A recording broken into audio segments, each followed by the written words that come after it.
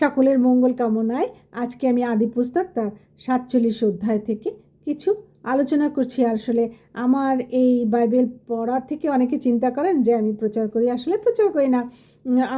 আমি যখন graduation complete করেছিলাম তখন আমার একটা সাবজেক্ট ছিল ইসলামিক হিস্ট্রি। আর এই ইসলামিক হিস্ট্রি যখন আমি পড়েছি এভাবে দেখেছি যে বড় গল্প পড়ার পরে আমাদের অল্প করে লিখতে হতো। তো আমি সেই জন্য পড়ছি যে আমার মায়ের যখন চোখের সমস্যা হলো, দেখলাম যে চোখের সমস্যার সময় অনেকেই বাইবেল পড়তে পারে না কিন্তু শুনতে পারে। আর তাই এক একটা অধ্যায় পড়ে 3 মিনিটের মধ্যে আমি কিছু আলোচনা করি যেন সবাই কিছুটা আইডিয়া পায় এবং তারা বাইবেল পড়তে আগ্রহী হয়। তাই আমাকে সবাই ক্ষমা সুন্দর দৃষ্টিতে দেখবেন এবং ঈশ্বর যেন আমাকে ক্ষমা সুন্দর দৃষ্টিতে দেখেন। এখানে 1 থেকে 4 পদ পর্যন্ত পড়েছি। বুঝেছি যে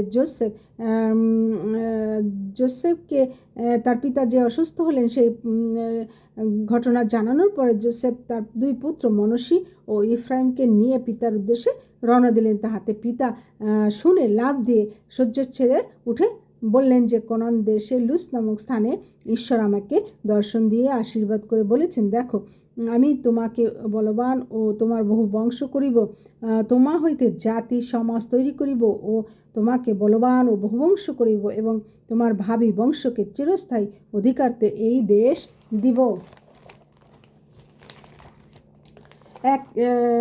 5 থেকে 7 পদে আর মিশরে তোমার কাছে আসার পূর্বে তোমার যে 2 পুত্র মিশর দেশে জন্মেছে ইফ্রাইম ও মনস্বী আমারই হইবে, কিন্তু পরে যাদের জন্ম হয়েছে তারা তোমার হবে।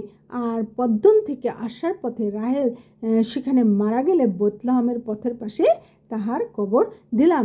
8 থেকে 14 পদে ইসরায়েল অর্থাৎ যাকব জোসেফের 2 পুত্রকে চুম্বন ও আলিঙ্গন করে আশীর্বাদ করলেন। জোসেফকে বললেন, ভেবেছিলাম তোমার মুখ দেখতে পাবো না, কিন্তু ঈশ্বর আমাকে তোমার বংশকেও দেখালেন। জোসেফ ভূমিতে মুখ রেখে প্রণিপাত করলেন। যাকব দক্ষিণ হস্ত বাড়িয়ে তার কনিষ্ঠ ইফ্রাইমের মস্তকে এবং বাম হস্ত মনস্বীর মস্তকে রাখলেন। 15 থেকে 22 পদে যাকব জোসেফকে আশীর্বাদ করলেন এবং জোসেফের 2 ছেলে মনস্বী ও ইফ্রাইমকে আশীর্বাদের যে বর্ণনা, সেই বর্ণনা এখানে সুন্দরভাবে দেয়া রয়েছে। এখানে যাকব তার ভ্রাতাদের অপেক্ষা তার ছেলে জোসেফকে 1 অংশ বেশি দিয়েছিলেন। আসুন আমরা বাইবেল পাঠ করি, প্রার্থনাশীল জীবনযাপন করি এবং সবাই আনন্দে থাকি, সুখে থাকি। Emmanuel, God bless you, good bye, thank you.